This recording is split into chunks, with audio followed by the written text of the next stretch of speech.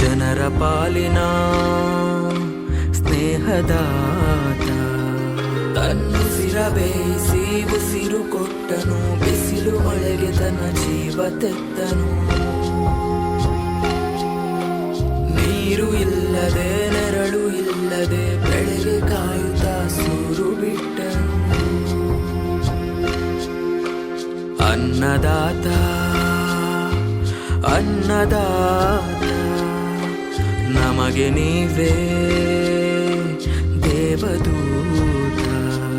ನಿಸ್ವಾರ್ಥ ಸೇವಿನಿ ಶ್ರಮದ ಯೋಗಿನಿ, ಭೂಮಿ ಬಿತ್ತುವ ಮಹಾನ್ ಜ್ಞಾನಿನಿ.